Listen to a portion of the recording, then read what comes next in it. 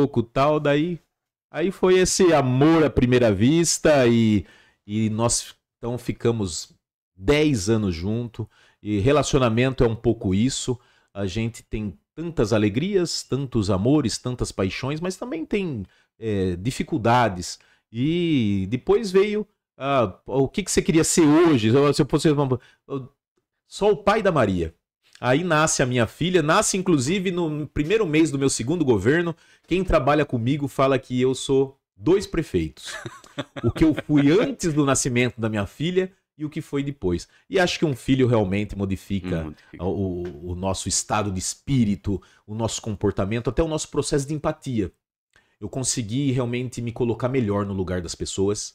E às vezes, mesmo eu entendendo que não seria o 100% adequado, eu tentava compreender um pouco melhor o que aquele pai, aquela mãe. Porque depois que a gente tem um filho, quando a gente não tem o filho, a gente se espelha na nossa felicidade ou a felicidade de quem está ao nosso lado. Então você quer trabalhar muito para viajar, você quer trabalhar muito para realizar uma ampliação da casa. Ou hoje, na verdade, tudo que a gente faz é realmente pensando, eu tenho que trabalhar muito porque eu não sei o que a minha filha vai precisar no futuro. Eu tenho que trabalhar muito para fazer a minha filha feliz. E agora, saindo da prefeitura, eu consigo fazer outro raciocínio. Acho que eu sou agora uma terceira pessoa que realmente... Eu trabalhava muito. No meu primeiro mandato era... Aliás, eu trabalhava 24 horas. A pessoa, mas você não dorme? E realmente eu dormia pensando no que eu poderia solucionar no dia seguinte. Ou então eu falo que uma noite bem dormida é necessária para qualquer gestor tomar a decisão correta. Porque às vezes você tomando a decisão no calor da emoção, você não está sendo justo.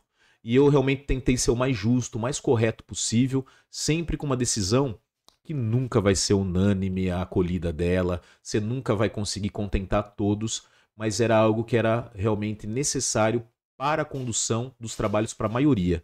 E daí eu fui tentando realmente ter uma postura com muito discernimento, mas com o nascimento da minha filha, dizem que eu me tornei uma outra pessoa, mas eu acredito que eu me tornei mais, o que eu era mais dinâmico, mais, eu continuei meu entusiasmo, mas um pouco mais tolerante, mais compreensivo, em saber que às vezes as pessoas têm também fragilidades, mas que tem aquele pai, aquela mãe, aquela pessoa que tem tantos outros problemas que às vezes a gente não enxerga, porque a gente acha que a pessoa tem que estar com a gente 100%. Ah, você tem que estar feliz o dia todo?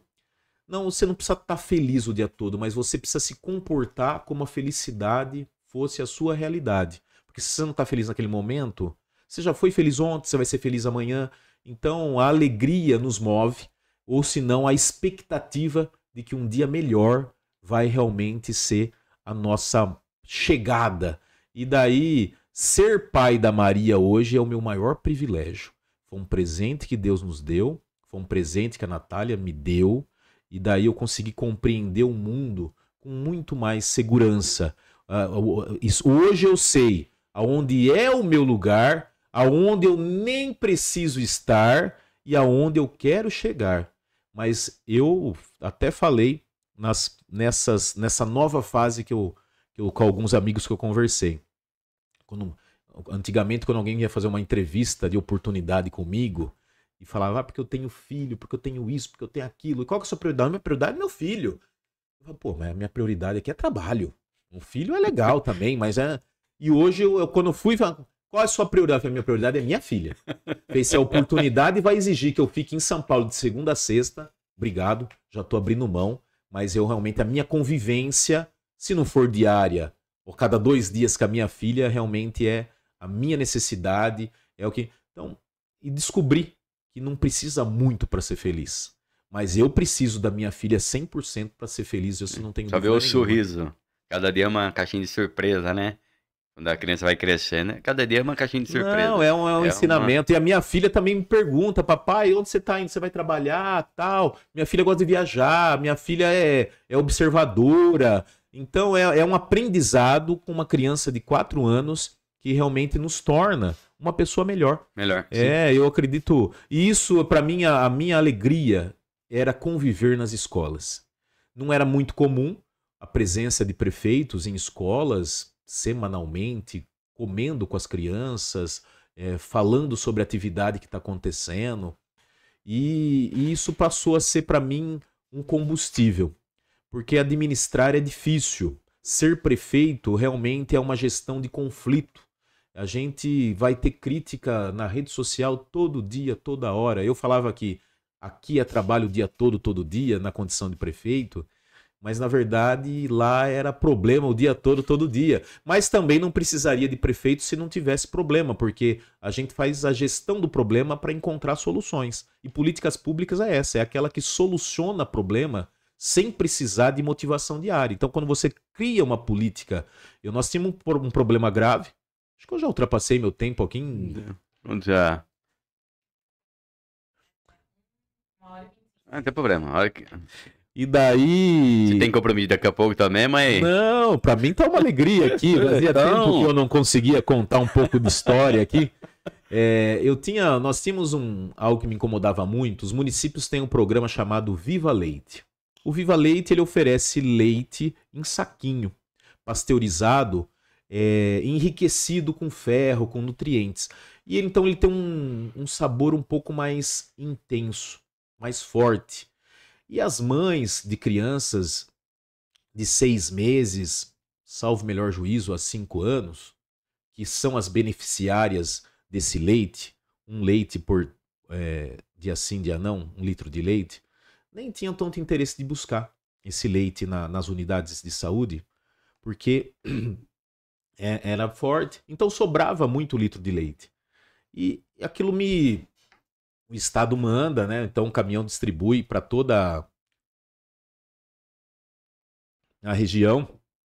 E lá em Dois Córregos nós tínhamos naquela época 235 pessoas beneficiadas. E sobrava leite nas caixas, nos refrigeradores. E aquilo me incomodava por sobrar o material, mas também por saber que aquele material não estava chegando para as crianças que precisavam. E daí nós criamos então o nosso programa Vida Leite.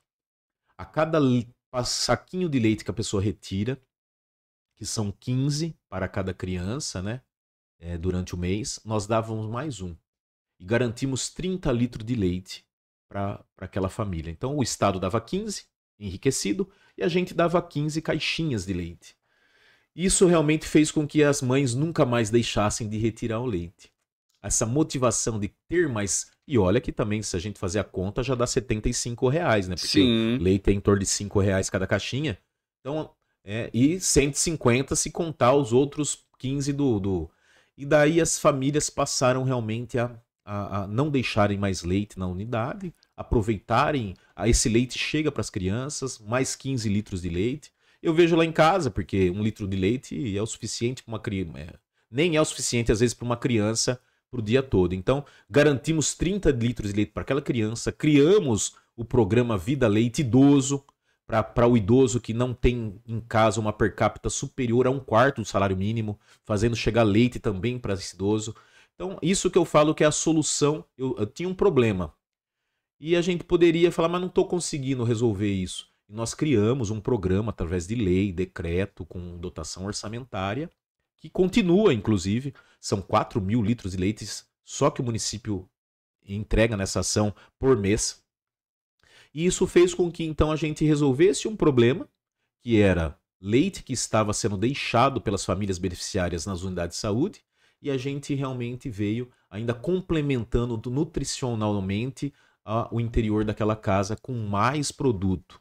Então isso eu acho bonito, você desenvolver políticas públicas sólidas, políticas públicas que transformam.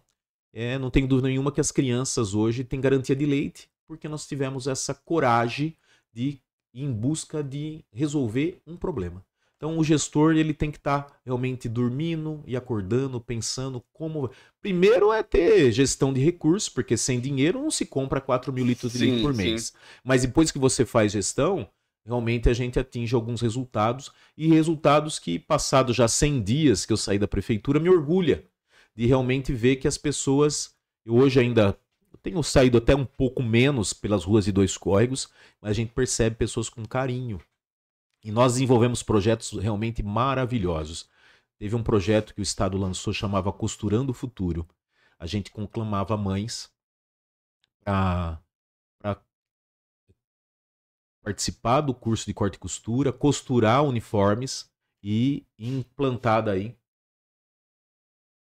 a entrega de camisetas ou um agasalho em alguma unidade escolar. Foi tão positivo isso lá por 2018, 2019, 2018, que nos levou, o que não era uma realidade em Dois Córregos, a uniformizar a rede na integralidade. Então hoje todos os alunos recebem agasalho, tênis, meia, já chegamos da squeeze, mochila, a partir de um projeto que realmente eu lembro até hoje, a mãe chamada Silmara, uma grande amiga, inclusive se tornou uma grande amiga depois dessa ação, ela costurou a calça, a camiseta, e nós fomos até a creche. Que tá a mãe que costurou, vai dar para a filha dela. Então é realmente muito emocionante isso, saber que o povo fazendo para o seu filho. Então eu dizia isso, inclusive, nos meus discursos. Nos primeiros 4 anos, que eu queria, para os filhos de Dois Córregos, o que eu teria se eu tivesse uma filha. E daí eu tive o privilégio de inaugurar a primeira escola em que a minha filha estudou. Fui convidar uma professora para ser a diretora. Ela falou, mas por que o senhor quer que eu seja a diretora da escola? Falei, porque eu também não a conhecia. Falei, porque eu vi na sua rede social, vi um pouco aqui observando as suas aulas, que você tem perfil de gestora escolar. E vi que você é uma apaixonada pela pedagogia do ensino infantil. E eu gostaria que você assumisse a escola, porque se um dia a minha filha for estudar, era a diretora que eu penso que dá certo, uma escola. E aí o dia que eu vou matricular minha filha, fala, poxa vida, você me convenceu a ser diretora com esse discurso e você está aqui matriculando a sua filha. Eu vou pro primeiro dia de aula da minha filha, como bom político também, claro, sou um gestor, mas sou político, e fui fazendo uma live. A minha alegria mesmo, sabe, de ter contribuído com... Era uma obra que eu peguei parada, foi uma luta para colocar em funcionamento aquela obra, terminei a obra, mobiliei escola, direcionamos bons funcionários para formar uma escola nova, uma escola que cuida só do 0 aos 3 anos. Ela é especial, ela é muito positiva para o ensino de Dois Córregos, essa primeira infância. E daí matriculei minha filha no maternal dessa escola. E vou em live, apresento então o primeiro dia de aula da minha filha, junto com os outros pais, e apresento a escola. Embora já tenha sido divulgada, nem todo mundo. No dia seguinte, nós tínhamos mais 28 famílias que queriam matricular a filha, o filho lá, porque a filha do prefeito estuda lá e porque eu tinha mostrado a escola como que era. E eu tenho certeza absoluta que essas 28 pessoas são gratas à escola até hoje, como eu sou grato àquela escola. Hoje a minha filha já está no jardim, em outra escola pública, que eu também tive a oportunidade de contribuir. Como, por exemplo, a carteirinha em que a minha filha estuda foi também investimento meu, da nossa gestão. Então são situações assim, nós fizemos a troca de todo o mobiliário de todas as escolas. Entreguei 4 escolas novas.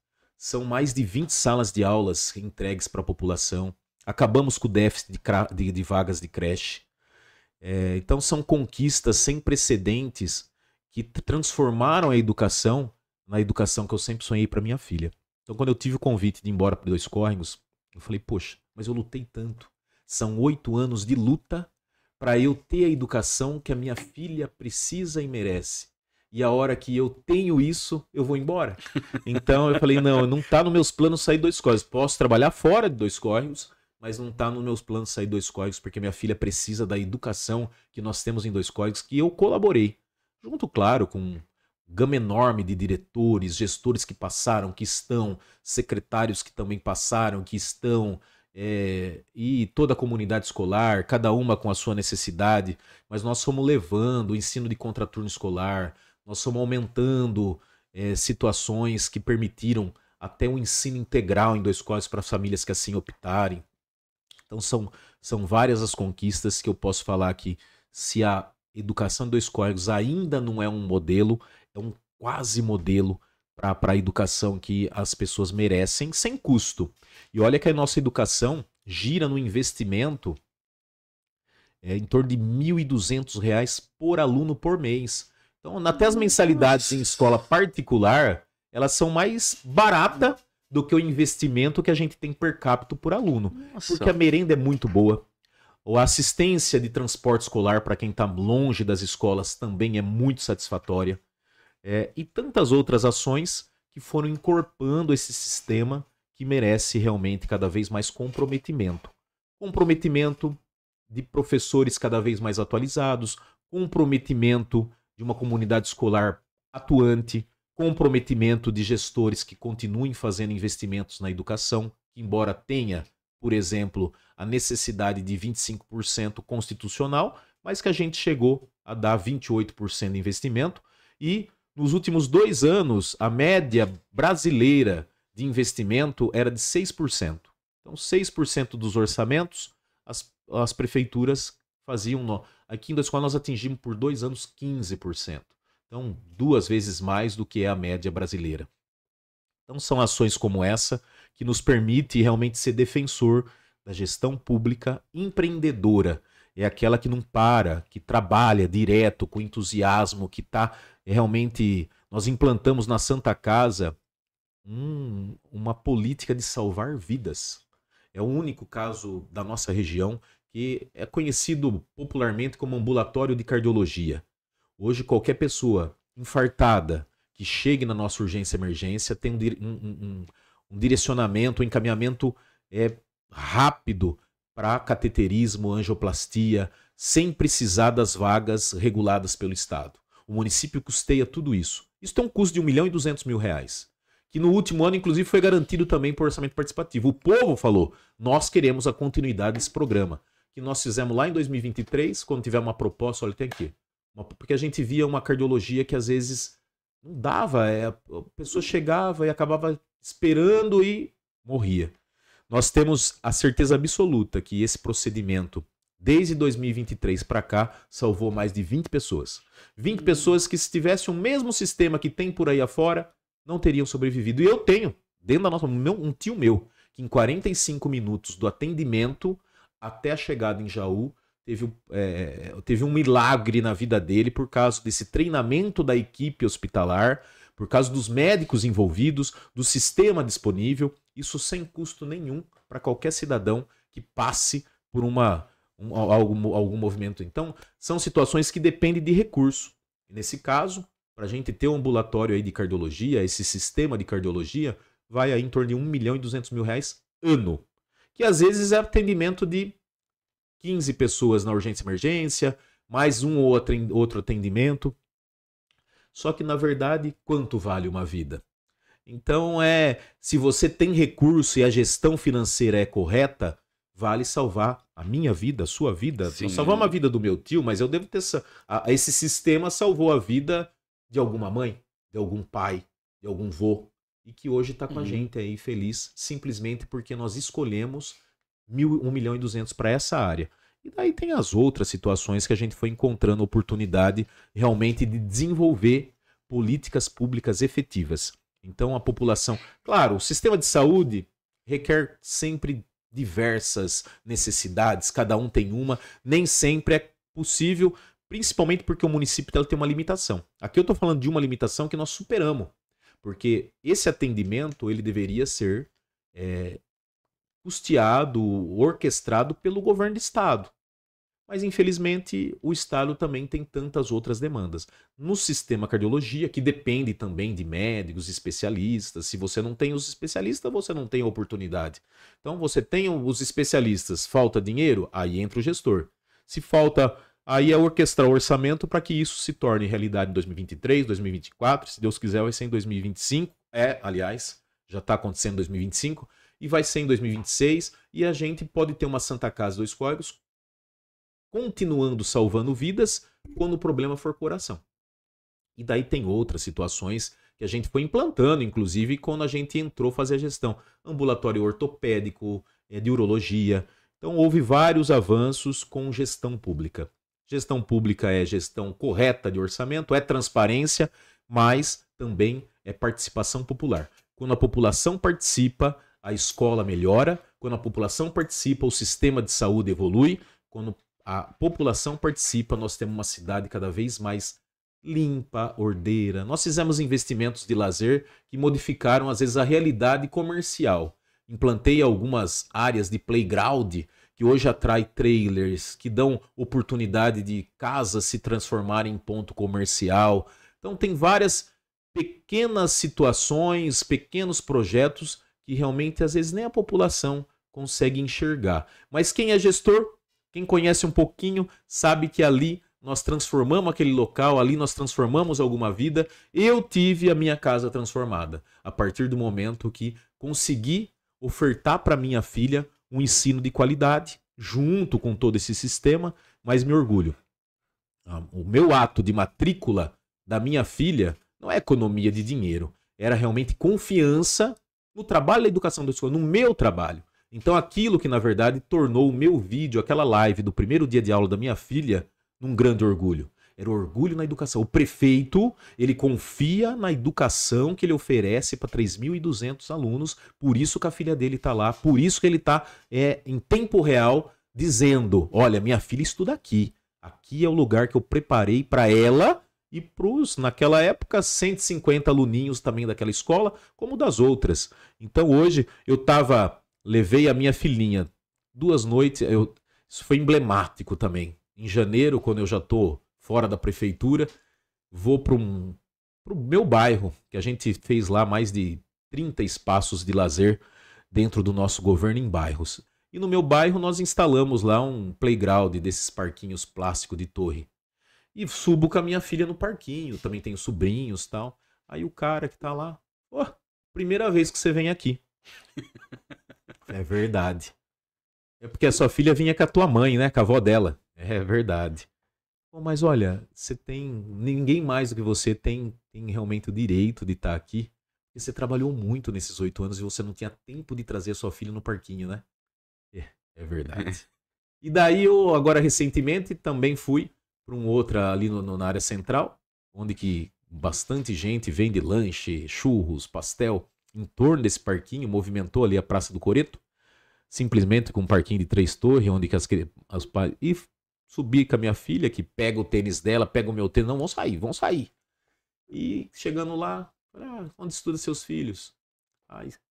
Estuda na escola João Mazeiro, uma escola que leva o nome do meu avô.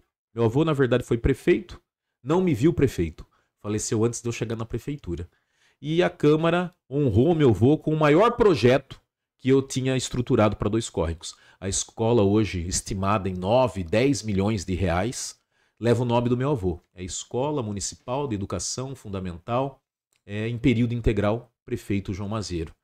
Onde que estuda esses irmãos? Estuda na Escola João Mazeiro. Lá tem ensino integral, eles ficam o dia inteiro na escola. A menina veio, prefeito, né? Passado 100 dias, as crianças chamam de prefeito ainda.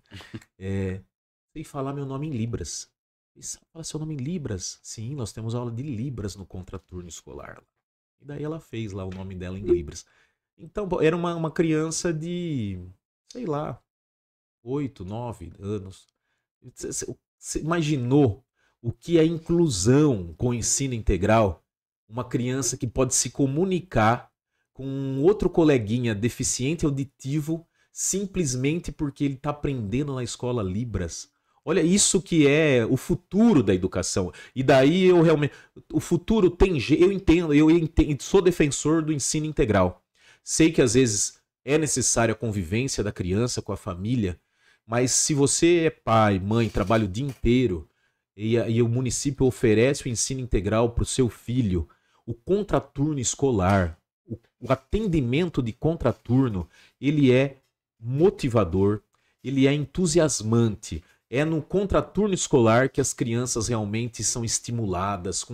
Lá nós temos balé, escola de futebol, robótica, informática, uma diversidade de ações que aquela criança não vê a hora que chega o contraturno escolar e se engaja nesse senso de pertencimento, de respeito à escola, também no ensino regular. Então, o mundo tem conserto, é com a educação. Claro que a gente tem que cuidar da saúde, tem que cuidar da assistência social. E a educação daí envolve cultura, a educação envolve esporte. Então, nós temos realmente o desafio de fazer cada vez melhor gestão pública, porque isso vai influenciar na segurança, na qualidade de vida, no desenvolvimento sustentável, e nós somos parte disso. Sabe? Qualquer cidadão faz parte disso. O cidadão que exige um ensino de qualidade para o seu filho, ele está cuidando da cidade que ele pertence.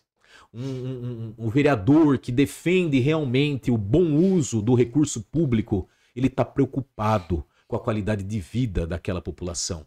E o gestor público realmente que levantou a mão. Falou, minhas irmãs sempre falaram para mim, tem 3 irmãs maravilhosas, nós vivemos esse processo de irmandade. Daquele que tem um grupo de WhatsApp que a gente pode falar da minha mulher, do marido, olha cada coisa que a gente conta. Mas as minhas irmãs me respeitam demais, eu sou o mais velho, e eu admiro elas demais, porque são exemplos de profissionais, e a gente discute muito isso. Elas não são... tem até uma irmã que é professora, e uma excelente professora. E algumas que nem participaram, a outra que é farmacêutica, cuida até de um programa que nós criamos. Ela criou junto comigo, inclusive, chama Chegou na Hora Certa. A gente entrega medicamento domiciliar com um farmacêutico, fazendo com que a pessoa realmente não desperdice medicamento e faça o uso correto também da sua prescrição.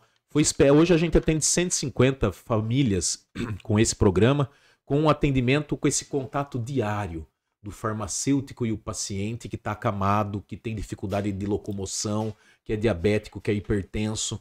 Então, é o serviço público na casa da pessoa. Eu fiz, antes da pandemia, um projeto que me deu visibilidade.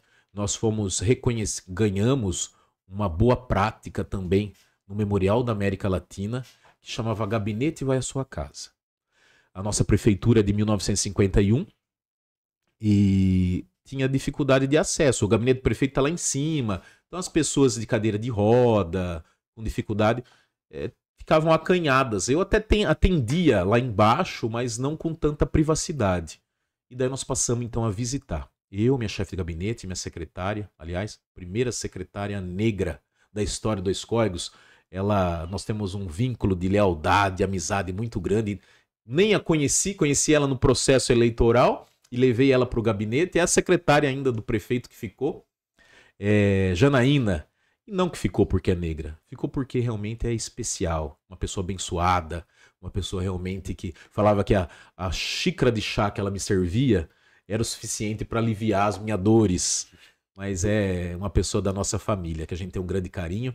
E também um jovem assistente que estava com a gente. Então a gente ia em 4, fomos na zona rural, fomos nos bairros, nas estradas, nas ruas sem pavimento. Lembro até hoje um menino, por exemplo, que fazia uso de oxigênio. Ele falou, eu era de Campinas, e quando eu falei para meus amigos que o prefeito vinha na minha casa, eu falei assim, larga a mão, rapaz, isso é tudo mentira. Aí a gente chegava e a gente solucionava a demanda. Às vezes a demanda era ser ouvido. Então aquela pessoa queria ser ouvida. Mas alguns tinham dificuldades que precisavam ser equacionadas pela administração pública, e com o gabinete indo até a casa, a gente conseguiu resolver, a gente conseguiu proximidade, a gente conseguiu fazer amizade, a gente conseguiu realmente a confiança, e aí eu volto. Fizemos novamente o povo acreditar na política. Se não todo mundo, uma grande maioria que procurava o serviço público.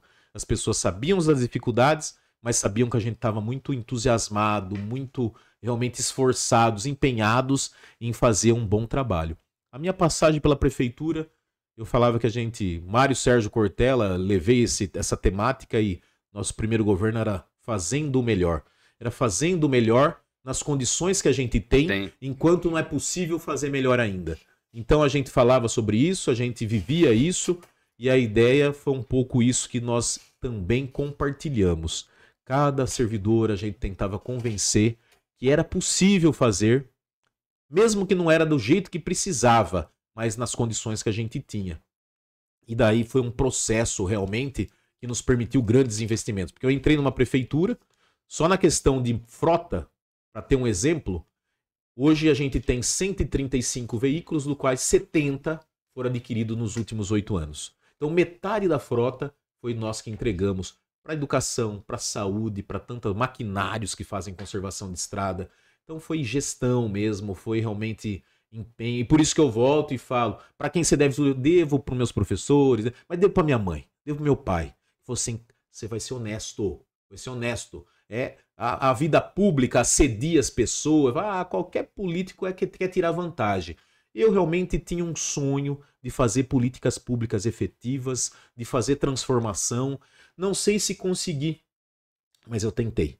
Eu tentei deixar do Escola uma cidade melhor. A cidade está toda recapeada, a cidade está toda... Fizemos o processo de renovação, o nosso plano de eficiência energética, tudo em LED, economia de 40% nas contas de energia elétrica a partir do investimento para a renovação da iluminação. Então foram várias ações que nós fomos realmente dando condições do município economizar e investir. Economizar e investir. Gestão pública efetiva, empreendedora, mas também com participação popular. E na parte da rede social, você já via antes de assumir a prefeitura ou foi o período da prefeitura que você começou a participar? Olha, eu tive do limão a gente faz uma limonada. Acredito que a rede social começou realmente pipocada desse momento que eu chego na prefeitura em diante, né? 2015, 2016, eu cheguei em 2017. E como era algo novo, o pessoal que trabalhava comigo começou a alimentar o sistema da prefeitura com as nossas ações, com as nossas imagens. E o Ministério Público achou aquilo promoção pessoal. Que o prefeito estava aparecendo muito no site da prefeitura. Bom, um prefeito que trabalha tem que aparecer muito mesmo, né?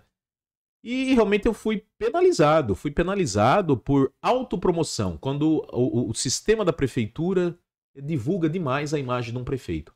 Só que eu me tornei um pouco disso, né? Não sou um influencer, mas na verdade um bom comunicador. E daí eu volto para minha página, para minha rede social, Instagram, Facebook, e depois vou compartilhar todos esses vídeos lá também na minha rede. E daí, para sobrevivência, porque um ano e meio de trabalho, eu fui muito realmente ofendido, muito perseguido por um grupo que vivenciou a prefeitura nos últimos 12 anos. Então teve a política partidária pesada mesmo, e a representação por autopromoção e tal. E daí a prefeitura não podia colocar meu nome num convite, a prefeitura não podia colocar o prefeito descerrando uma faixa numa inauguração. Então foi muito realmente radical o posicionamento do judiciário. E sou advogado, isso facilitou a minha vida, inclusive, né? Eu entendo que a minha formação em direito permitiu eu elaborar políticas públicas, porque eu não era só um idealizador, eu era um operacionalizador disso. Tinha bons servidores, ótimos servidores ao meu lado, mas realmente eu lembro nesse 1 ano e meio, quando a gente chega na prefeitura, tem muita gente que é os bambambam, né? Tá lá 40 anos, outro tá 20. Sentou 2 pessoas respeitáveis na minha frente, estão lá até hoje. Olha, o senhor tem essa opção e essa opção para resolver isso aqui. Tudo bem, mas vamos fazer desse jeito aqui. As outras pessoas, opa, chegou um prefeito aqui que vai dar ordem aqui, que conhece alguma... E aí eu passei a estudar cada vez mais, porque a gente conhece um pouco de administração pública por formação. Conhecia um pouco da convivência como vereador, mas está muito longe do que é o executivo. E daí, com essa dedicação diária, estudando mesmo, eu consegui aí nortear do jeito que eu precisava, e as pessoas realmente perceberam que eu estava muito focado em fazer algo diferente, algo diferenciado. E daí eu passei realmente para... As pessoas faziam tantas críticas mais pesadas mesmo do sistema, desvirtuando inclusive as ocorrências ou aquela ação. Aí eu realmente intensifiquei pessoalmente as fotos, os vídeos. Aí começou esse processo de live, de history, de fotos, tudo era eu e meu celular num processo de sobrevivência e passando realmente a imagem de que a administração pública está trabalhando, o prefeito está fazendo o que é de melhor. E daí foi uma ascendência, assim. Aí você viu falar... Hoje, na verdade, no meu Facebook, 12 mil pessoas me acompanham. No Instagram também tenho... Aliás, ou até hoje me acompanham, porque quando eu posto fotinho com a minha filha, ou vídeo... Ontem eu postei um vídeo cantando com ela, né? Música Alma Gêmea. A minha filha é minha alma gêmea. E daí dá mais visualização ainda. Mas daí as pessoas passaram realmente a participar dessa vida pública minha. Então, quando eu estava em São Paulo, eu estava informando. Eu estava trazendo boas notícias, alimentando a população com esperança, alimentando... Eu tenho uma história que é também marcante na minha vida, porque nesse 1 ano e meio foi difícil, mas muito difícil mesmo, engrenar o nosso governo, porque eu chego na prefeitura e acabei dissolvendo todo uma equipe que existia há 12 anos. Eu sou dessa defesa mesmo, que a gente tem que explodir tudo e começar do zero. Acho que isso, o mundo, o Brasil, explode tudo e começa do zero, dá certo. Eu fiz várias ações assim na prefeitura e deram certo. Pessoas não acreditam. Imagina, vai desestruturar todo o sistema. Não, vamos começar sem vício, vamos começar algo do novo, com gás, com entusiasmo. Isso vale a pena. E eu tinha uma vontade muito grande de trazer o ensino superior gratuito para Dois Córregos. Dois Córregos nunca tinha tido faculdade de graça para quem não queria sair da cidade. E o governo lança a Univesp, Universidade Virtual do Estado de São Paulo. Era algo muito novo, com polos muito pequenos por aí afora. E eu vou para São Paulo com um motorista, um amigo pessoal, foi meu padrinho de casamento. E ele passou a me acompanhar no meu primeiro governo. Era meu grande amigo, meu grande amigo, e me ouvia. E fomos para a Secretaria de Desenvolvimento Econômico, onde a Univesp está alocada. E a gente faz uma reunião com o diretor da Univesp, e ele conta como que será o processo de ampliação. Saiu de lá, ele foi, grava um vídeo. Ele gravou. Olá, pessoal, Dois Córregos, estou muito feliz. Agora nós vamos ter a faculdade pública de Dois Córregos. É o ensino superior gratuito aqui em Dois Córregos e não tenho dúvida nenhuma. Ele parou de gravar o vídeo e falou, mas ele não falou que tá certo para vir em Dois Córregos. Não, agora é positivo, vamos pensar positivo. O vídeo, e é isso aí lá em 2017, e por isso que eu falo que a rede social não era nem tão potente como é hoje. Hoje todo mundo tem o seu perfil na rede social. Ele deu uma certa viralizada. O prefeito que vai divulgar algo novo na capital, tal. E me liga, e daí então da secretaria, o prefeito, nós vimos o vídeo, senhor. Tem que o senhor declara aí essa vontade enorme de ter um polo da Univesp em Dois Córregos. É verdade, tô muito otimista. Tô contando que o governo vai contemplar a minha cidade. Eu mereço, vai dar tudo certo. Rapaz, nós estamos encontrando polos regionais pra gente fazer a divulgação do processo de ampliação. Como você tá tão animado, otimista, então vou oferecer para Dois Córregos para você sediar esse polo. Legal. Rapaz, montei um evento na Estação Ferroviária Dois Córregos com 39 municípios para receber. Era Márcio França, à época, que depois se torna governador, secretário de Desenvolvimento Econômico. E fiz um evento legal, animado, demonstrando nossa capacidade de qualificação profissional, os projetos e tal.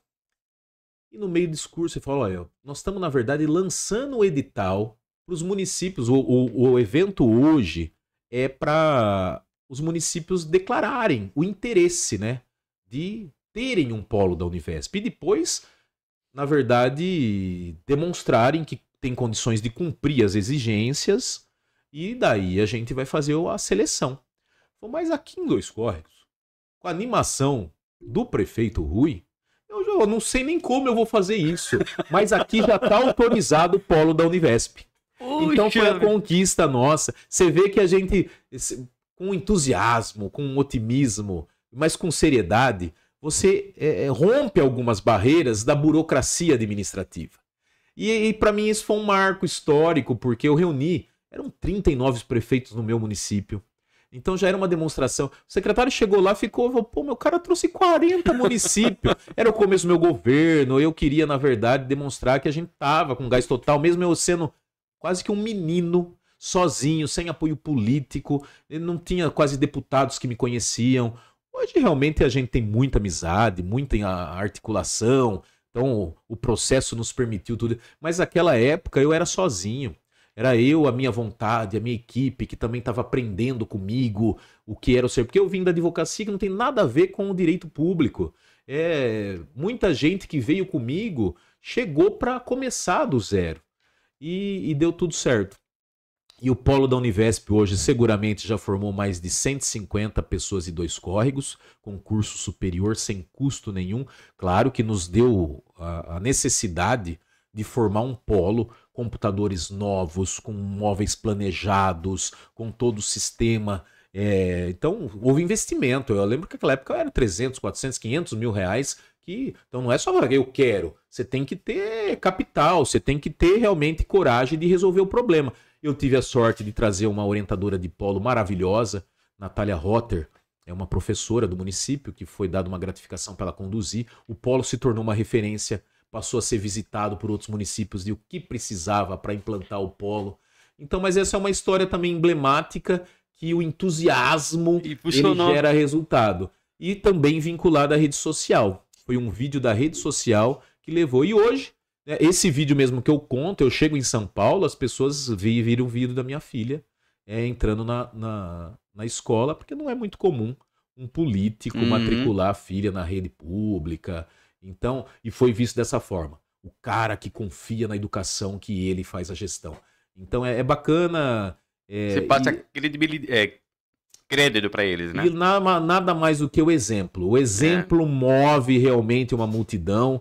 Eu era o cara que chegava realmente muito cedo para trabalhar e saía muito tarde. E algumas pessoas ficavam inibidas de atrasar e outras de ir embora porque o prefeito já estava lá ou o prefeito não tinha ido embora. Então essa postura de estar carregando gradil durante um show, acertando as carteiras escolares para inaugurar a escola, carregando mesa porque vem o governador. Então tive o privilégio de receber grandes autoridades no município e sempre que a gente fazia um evento vinha uma figura ilustre para brilhantar ainda mais. E isso foi dando para o cenário político de Dois Córregos muita visibilidade. E eu me orgulho disso, realmente, de ter participado desse processo em que a gente consegue ouvir no Palácio do Governo: Rui, você é um ponto fora da curva. Porque, como eu disse, tenho ótimos amigos, grandes políticos, mas trabalho com transparência, com ideal, com foco. Não sou melhor do que ninguém. Mas eu sou o filho da Conceição e do Zeco. Eu sou o pai da Maria e eu realmente entrei fazendo juramento que eu ia cuidar de cada cidadão de Dois Córregos como se estivesse cuidando da minha mãe e saí com o compromisso de que eu fiz o melhor como se estivesse fazendo para minha filha o que eu fiz para os filhos de todo mundo que mora em Dois Córregos. Então gestão pública é um pouco isso. É viver um processo de empatia.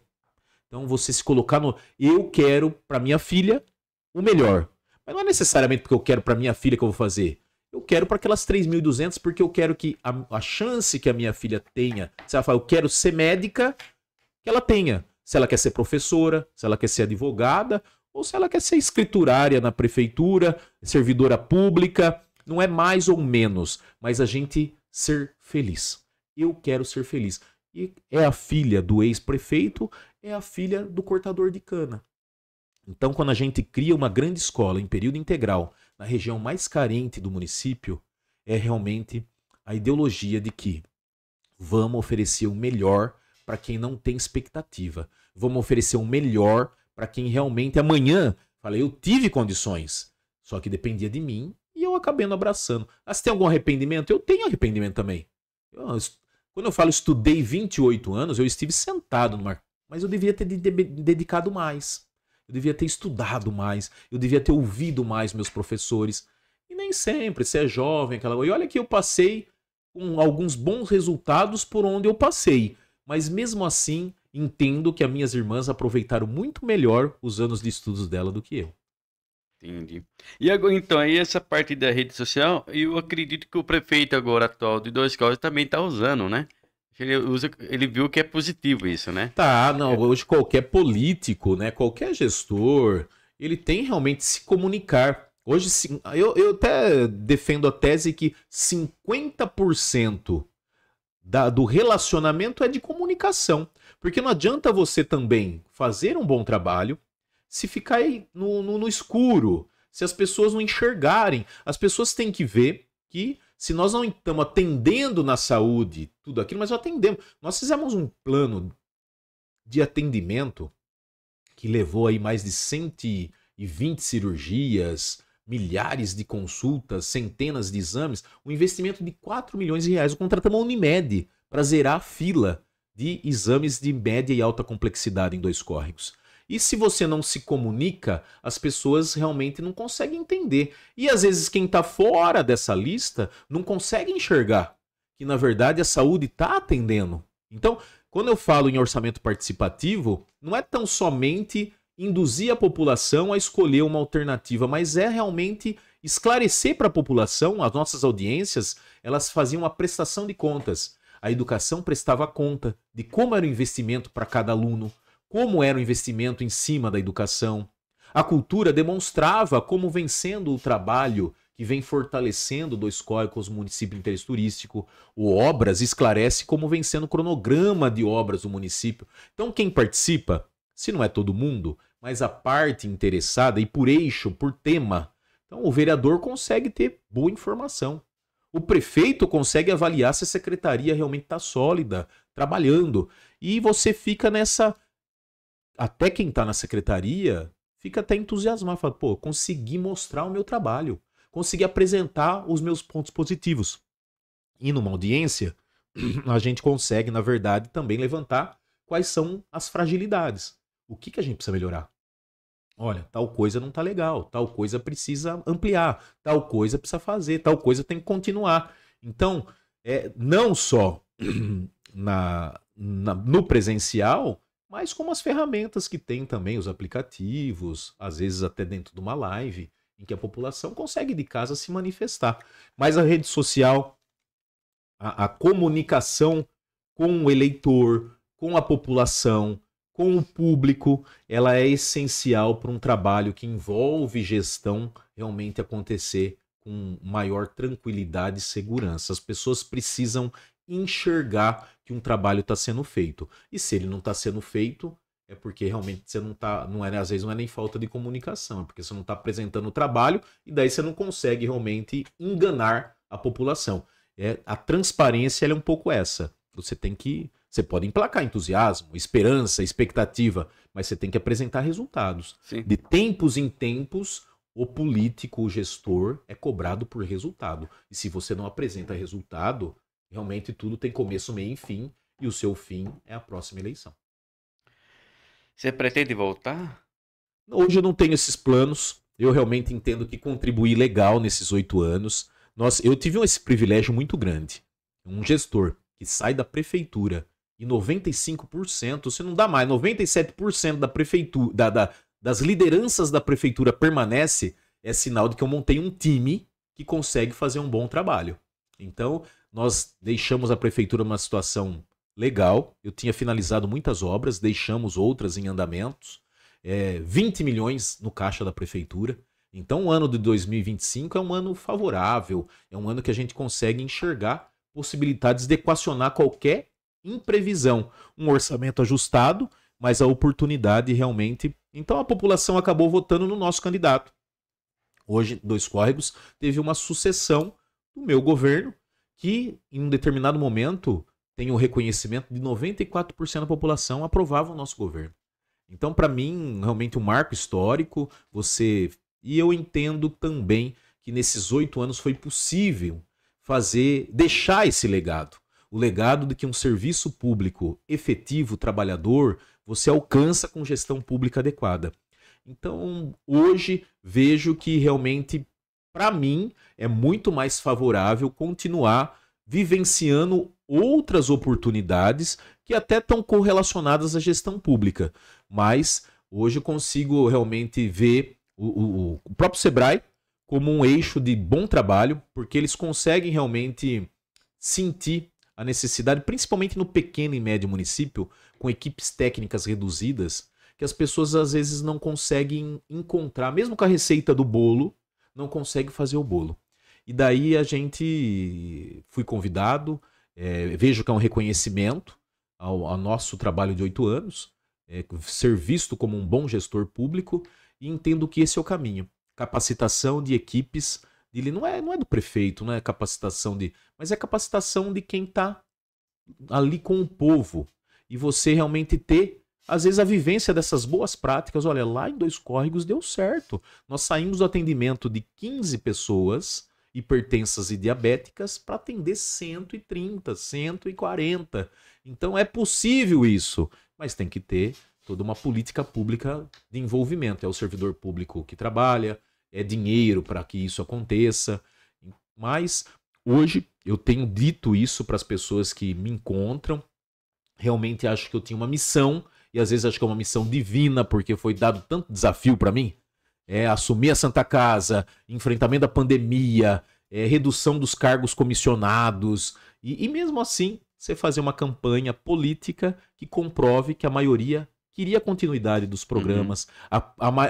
Quem não aceitava o meu estilo obrigava o adversário a declarar: não, a Feira Solidária vai continuar, o Bolsa Trabalho Municipal vai continuar, essa feirinha socioambiental também não vai parar, porque não é porque vai mudar o prefeito. Então, você vê, muda o prefeito, mas as propostas que foram implantadas, o povo pede para que, seja o candidato da situação, seja da oposição, tem que continuar, hein? Então, eu acho que isso é um orgulho de gestor, e realmente nós conquistamos muita coisa. O nosso ginásio esporte é outro. São vários equipamentos públicos que passaram por transformação. E eu entendo que o nosso legado desses 8 anos ele pode perdurar. E na verdade, as pessoas realmente confiarem que a cidade, com empreendedorismo, com animação, com participação direta, era de segunda a segunda. Onde tinha concentração de pessoas, lá estava o prefeito, porque é o exemplo que move. Se eu estava na área cultural, a secretária estava, o encarregado estava, tinha funcionário, tinha os pais, tinha isso, tinha aquilo. Mas se já o prefeito não vai, eu também não preciso ir, o outro não vai, o outro não vai. Então é contagiante. A alegria é contagiante, mas também a desmotivação pode também prejudicar bastante. E daí entendo que, ao eu sair da prefeitura e a minha equipe ficar na prefeitura, eu cumpria realmente a minha missão, que era de dar continuidade a muita coisa legal, mas a administração pública tem que inovar constantemente. Nunca pode ser visto como a continuidade do mandato ruim. Tem que ser um novo governo, tem que ter mais animação, tem que ter diferenças de perfis, mas de qualquer forma, eu consigo declarar em rede social que não está nos meus planos, no meu, da Natália, da Maria, o retorno à chefia do Poder Executivo de Dois Córregos, porque acredito que cumpri a minha missão. E para cargo maiores, deputado? Eu acho que também, quando eu falo, eu sei o meu lugar. Hoje, para atingir uma representação na Assembleia Legislativa, por exemplo, é improvável alcançar uma vaga com menos de 60 mil votos. Como eu disse, eu fui muito bem votado em Dois Córregos, mas tive 8.600 votos. Mesmo que a gente consiga defender a tese de que, e defendo essa tese, hein?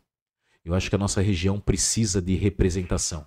Por isso estou perguntando. Mas eu entendo que Jaú poderia se organizar melhor, os municípios maiores. Nós teremos representações em Botucatu, em Lençóis Paulista, possivelmente em Bauru. Nem sempre são grandes centros que elegem também representação, mas sou defensor da representatividade regional.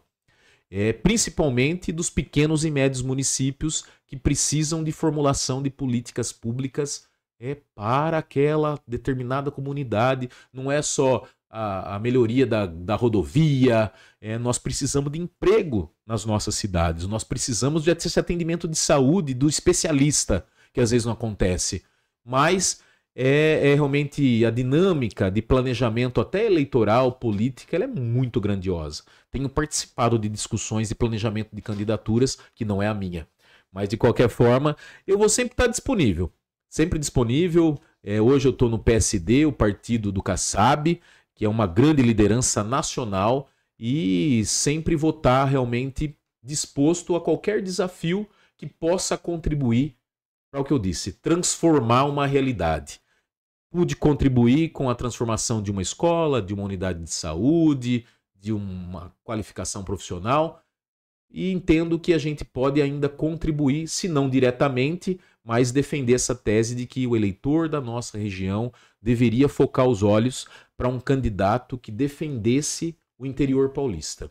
E isso faz a diferença, mas quem às vezes é picado pelo mosquitinho da política. Não, eu realmente não é a política, não tenho as vaidades de ser um grande político, também ser um representante político. E eu realmente sou um defensor, depois dessa vivência minha, 12 anos na Câmara, 8 na Prefeitura, e aonde eu participei nessas representações, associações, consórcio, que gestão pública realmente garante o futuro da minha filha, garante o nosso futuro. E por isso que a gente tem que batalhar para que gestão pública seja feita de forma efetiva e transformadora.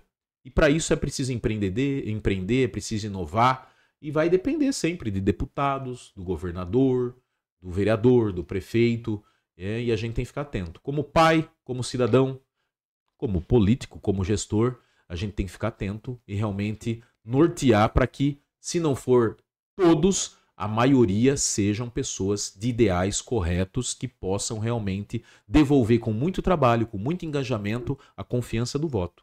O voto é um instrumento maravilhoso que às vezes o eleitor ainda não aprendeu a usar, mas que eu sou grato, porque nas oportunidades que eu precisei, entendo que não decepcionei quando consegui a maioria dos votos lá de Dois Córregos.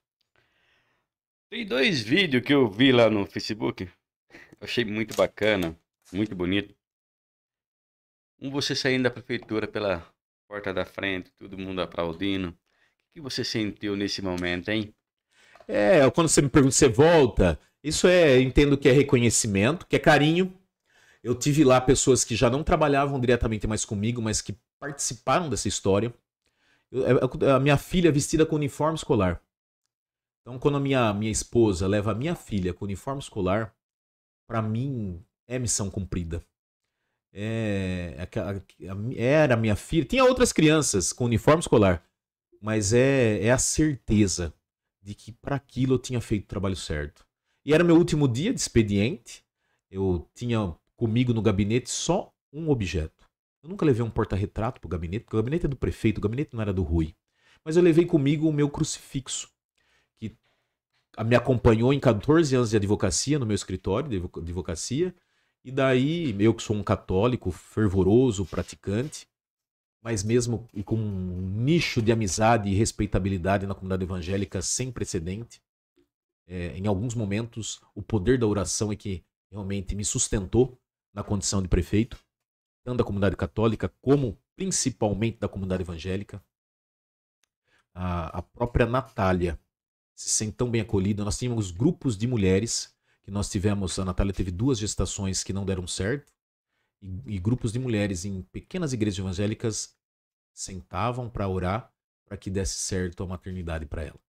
Então a prefeitura nos trouxe grandes amigos. Mas esse vídeo também é marcante, é o encerramento de um ciclo. Eu acredito que eu possa aqui homenagear um grande amigo meu secretário de governo que foi. É um jovem que eu cheguei na prefeitura, era estagiário.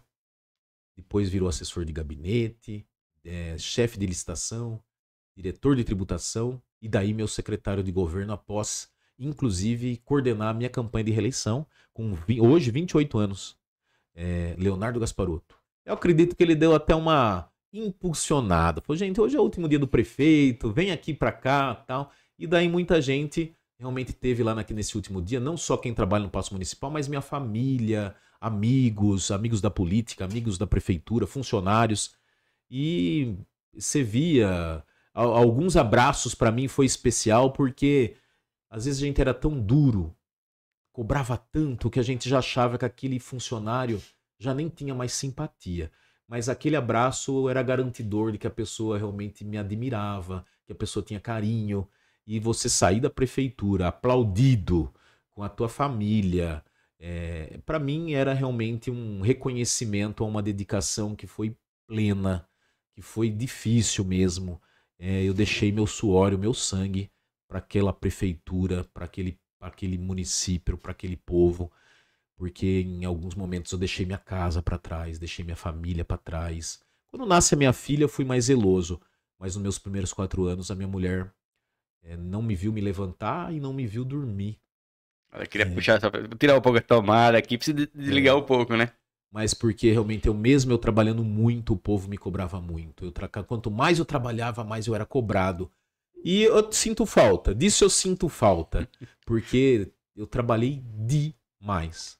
Eu era advogado, 14 anos, era no meu escritório, chegava um, fazia uma demanda, fazia o outro, tal. Tá. Tinha trabalhos sociais, passei pelo Lar São Vicente de Paulo, passei pelo Prodoc, antigo Prodoc, um trabalho também com famílias vulneráveis. Então tive alguns trabalhos sociais, eu trabalho na igreja, mas a prefeitura, ela me tornou esse gestor que eu posso falar que sou hoje. Eu não tinha funcionários. A minha empresa do meu pai de gás era eu, meu pai e o sócio dele. No sítio era meu pai, eu e mais um funcionário. Então, aí de repente você se vê responsável pelo interesse de 25 mil pessoas e também conduzindo a gestão de pessoas que são 1.200 pessoas. Mas aquele vídeo ele é marcante, porque não é comum um prefeito no final do mandato. E eu, realmente, o meu final de mandato, eu trabalhei mais ainda, com aquela angústia de tanta coisa que eu queria entregar e não tava. Eu tava com aquela contagem final, o tempo acabando, e eu tinha que fazer isso. Eu tinha um cara que executava calçadas, e ele falou: cara, você é prefeito, sou. Você tá conduzindo a feitura dessa calçada hoje? Tô. Porque a gente vai pelas prefeituras aí afora, o prefeito que tá saindo não tem mais interesse nenhum em fazer mais nada, já tô saindo, já tô cansado. O que está reeleito, bom, agora não vou fazer mais nada porque eu vou ter mais 4 anos ainda. E o que perdeu a eleição, é esse pior ainda. Agora que eu não faço mais nada. E você tá... Cara, eu tô trabalhando incansavelmente no meu último ano, na busca constante de tentar cumprir o máximo. Tanto é que nós inauguramos um Poço Profundo no final do mandato, entregamos essa escola em ensino integral, um novo posto de saúde, uma nova escola do governo do estado. Então teve várias ações que nós fizemos nesse final de mandato, que o tempo estava sendo... No último dia para eu entregar essa escola, eu tinha 120 pessoas trabalhando lá dentro da escola. No dia 30 de dezembro, que era esse dia que eu saio então dessa escola, vou para a prefeitura para pegar as minhas coisas e descer a escada. Quando eu cheguei lá, já percebi, porque vi uma outra pessoa já chegando, de longe vi minha irmã. Ih, tem surpresinha aqui hoje. Aí despachei meus últimos atos com a minha chefe de gabinete. E quando eu abro a porta, já tá o pessoal lá, fazendo essa homenagem. Minha mãe no pé da escada, minha esposa, minhas irmãs, o meu tio que foi eleito prefeito também lá. Falei para ele. Para ele eu falei: tome conta de tudo isso aqui, porque aqui eu fui muito feliz. E para minha mãe, ao final, foi: mãe, foi difícil, mas vencemos. Porque para mim foi muito difícil mesmo. Conduzir a vontade do povo e tentar alcançar essa aprovação, esse desejo de fazer mais, mais e mais. E às vezes não depende só do gestor, sabe? Se o pedreiro não trabalha, eu não consigo terminar a obra. Se o professor não ensina, eu não consigo atingir os índices de alfabetização. Então são várias situações que você não pode resumir, porque um professor pode ser frágil, mas nós somos 250, a grande maioria são trabalhadores, empenhados e dedicados. Mas esse vídeo marca uma história e marca um fim. É o fim do meu mandato, é a minha saída da prefeitura, e uma saída que acredito que seja a vontade de qualquer político brasileiro, de sair ovacionado por aqueles que acompanharam de perto o seu trabalho. E o outro vídeo é você no trator. Aí já tô na outra fase. Eu, na verdade, eu e a minha irmã, nós temos 3 terrenos. E daí a gente... eu pagava para roçar, né? Meu pai falou: nossa, o impacto tá tão grande no terreno. E ele falou: vai lá no sítio e pega o trator. E daí eu peguei o trator, mas daí eu vou circulando essa estrada com o trator. Eu falei: aqui dá vídeo. Nós fizemos uma captação de R$1 milhão no Fundo Estadual de Recursos Hídricos para fazer são 7 quilômetros de estrada, que você vem, na verdade, fazendo um trabalho de terraplanagem, de britagem, de abertura em curvas de nível, de cacimbra para coleta de água. Quando eu peguei o trator e vi aquele tapete, Aí eu falei, vou fazer um vídeo dando uma dica para os prefeitos. Olha, apresente projetos para o FEIDRO, aqui está um bom investimento, porque o município não gasta nada. E você consegue captar recursos para fazer uma benfeitoria de geração de renda, de geração de faturamento, porque a produção agrícola sempre vai exigir estradas em ordens. Lá nós tinha feito uma ponte também de concreto, que uma enchente levou 4, 5 pontes, e nós recuperamos todas elas, mas obras daí que agora não tem enchente que leve. Pontes de concreto armado em Aduelas. E daí foi passando por ali, e também foi um pós-prefeitura.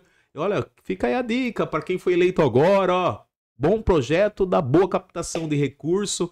Foi até objeto de ciumeira esse vídeo, porque pô, o cara não é mais nada, não é mais prefeito, vai ficar fazendo vídeo. Bom, eu tava no tratorzinho do meu pai, trabalhando. O cara é advogado, é ex-prefeito, mas tá aqui roçando terreno.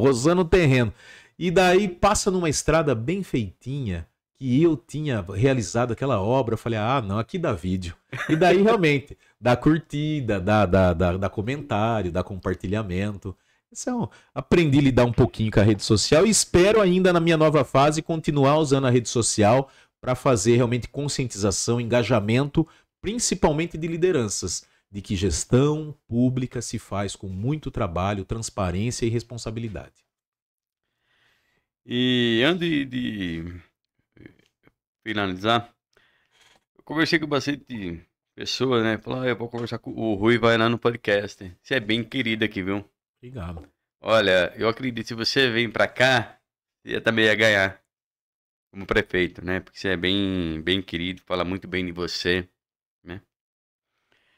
Para finalizar, eu faço a última pergunta no final do episódio. Qual é o sentido da vida? O sentido da vida, para mim, é esse processo de empatia mesmo. Quando você se coloca no lugar dos outros. Quando eu fui casar, o padre José Carlos Frederici foi muito pontual e muito aconselhador quando ele disse, as minhas irmãs dizem já que eu vivo esse sacerdócio diário, que é: se preocupe em fazer a outra pessoa feliz. E aquela pessoa se preocupar em fazer você feliz. Porque você deixando a pessoa feliz, a responsabilidade dela também é deixar você feliz. Então eu acho que o sentido principal da vida é essa, a gente buscar a felicidade. A felicidade ela não está resumindo no dinheiro, nos bens que a gente tem, é a gente estar bem. Então eu estava bem enquanto advogado, eu estou bem enquanto pai, enquanto esposo, enquanto membro da minha família. E estava bem na prefeitura, por mais crítica, por mais desafios, por mais trabalho que difícil, eu era um cara feliz na condição de prefeito. Eu sou um cara feliz na condição de pai. Hoje é o que mais me foca e daqui a pouco eu quero ser feliz fazendo outra coisa. Mas eu acho que essa busca constante, não em ser feliz, mas em buscar estar feliz, é realmente... Porque uma pessoa feliz, ela realmente não prejudica o ambiente de trabalho que ela... mas é tão difícil ser feliz. Todo mundo tem problema. Não há problema que realmente nos deixa com a pena. Problema de saúde. É verdade. Mas é fácil falar. Mas todo mundo tem problema de saúde. Eu levanto com enxaqueca diariamente. Isso me acompanha há 25 anos. Puxa, eu tomo analgésico há 20 anos. Mas esse vai te comprometer a sua saúde. Eu não sei. Mas eu tomo os comprimidos e cessa a minha hoje mesmo. Hoje, se não é 5 horas da manhã, 5h30, 6 horas eu levanto, tomo 2 analgésicos e daí a minha dor de cabeça. E dor forte. Mas acho que era porque você era prefeito. Não, mas já faz 100 dias que eu não sou. Eu era advogado e eu tinha enxaqueca. Era prefeito. Procurei os vários fatores. Alimentar, vai estresse, é isso, é aquilo. Então, também tomo medicamento e a enxaqueca não me deixa ser infeliz. Então eu entendo que realmente a gente tem que levar a vida com alegria, com entusiasmo, aonde a gente estiver. Seja na sua igreja, seja na sua empresa, seja na prefeitura, seja no seu escritório, seja na sua casa. Uma pessoa feliz, ela consegue realmente... E o conceito de felicidade, ele tem que ser macro, né? Não é chorar, a gente ainda chora. A gente vai no médico por causa de uma probleminha, vai chorar. Mas é uma noite bem dormida e você olha pra trás e fala, poxa, mas foi tão bom até aqui. E tem gente que vai cedo, gente que... Eu espero atingir 100 anos, minha filha vai precisar muito de mim ainda.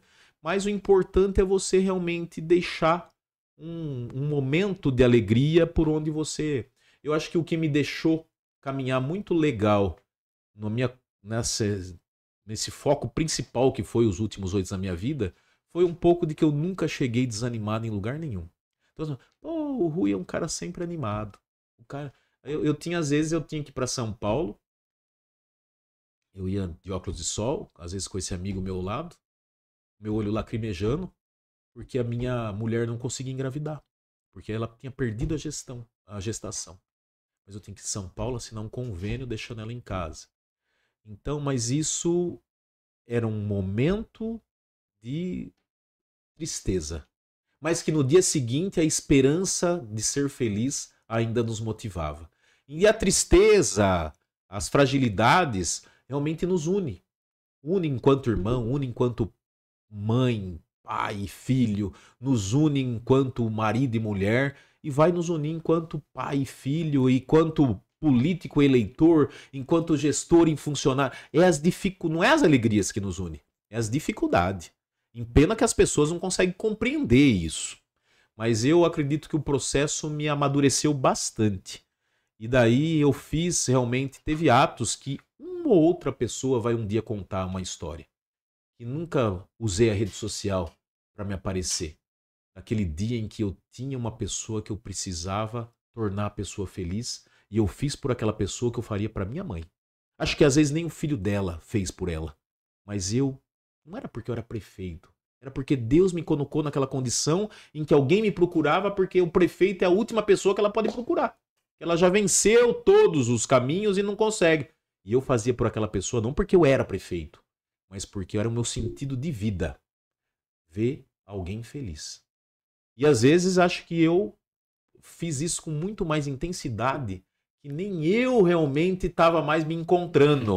Mas eu caminhei para ver aquela criança que comia uma merenda feliz, aquele paciente que foi atendido bem feliz, a minha mulher se fez feliz com a maternidade dela também, depois de muitos desafios. E hoje eu vejo a minha filha. Minha filha é feliz 24 horas. Até minha mulher chama atenção dela de tanta alegria que tem. Que bom. Mas eu acho que o sentido da vida é esse.